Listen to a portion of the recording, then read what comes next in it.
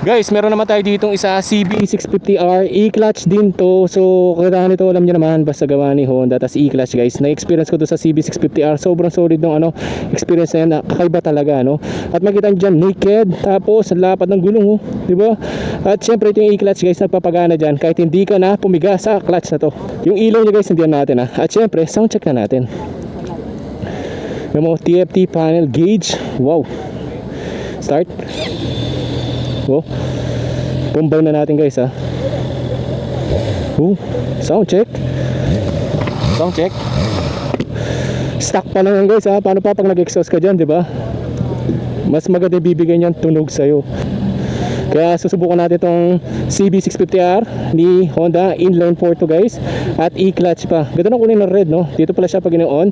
At check natin, may traction control siya dito. So yun lang naman. On, very basic. Tapos may hazard ka dito. So ngayon, i-test ride natin guys. Sasamantalin na natin yung upuan. Maganda rin Ayan.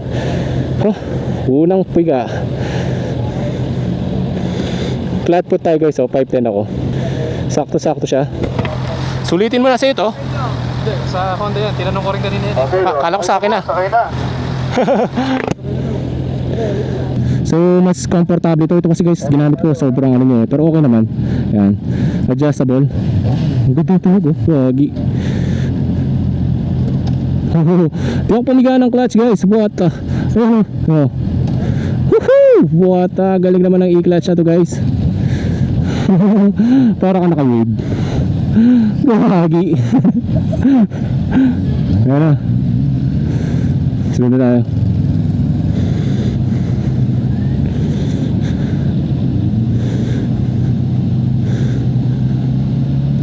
Mas komportable gamitin to guys. Ganda rin ng niya, power. Tignan mo pagbita may engine brake niya. Ang galing guys. Wala ka na pinipiga sa clutch. Kumbaga na lang, magiging guide ka na lang dito. Tercera. Parang naka-auto blip kang bigla Kagi ka. Galing mo.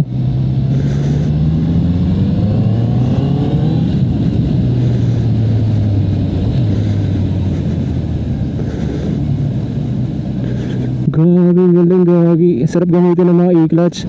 Parang hindi ka may stress dito sa mga long ride uphill, basic. CB650 ayan kurbahan tayo.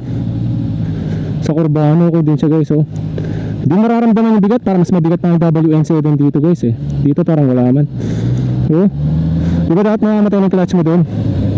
Hindi pa rin siya namatay. Ganun siya ganda.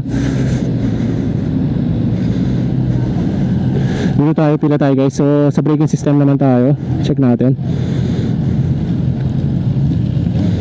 Grabe Hataw ka dito guys, makakahataw ka. So subukan natin siya dito kung anong power ng bibigay niya.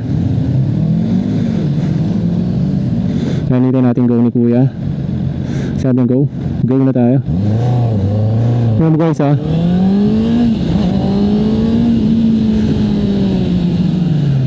Grabe, ang ganda ng mga braking system gagi. Napakapit. Ay, overshoot tayo boy.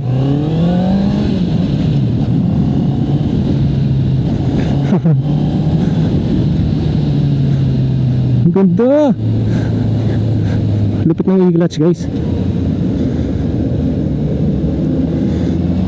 Wala ka nang iisipin dito sa e-clutch Grabe ka boy.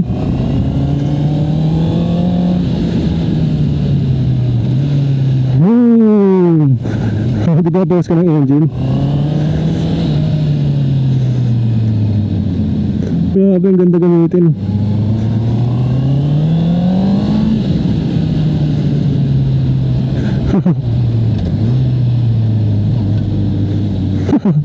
Basic. Para ka lang nasa yung automatic dito guys. Ayun kurbahan tayo. Masyadong wide.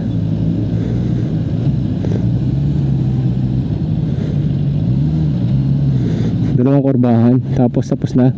Last natin yung NX guys. Subukan natin yon. Sulitin natin. para sa e-clutch.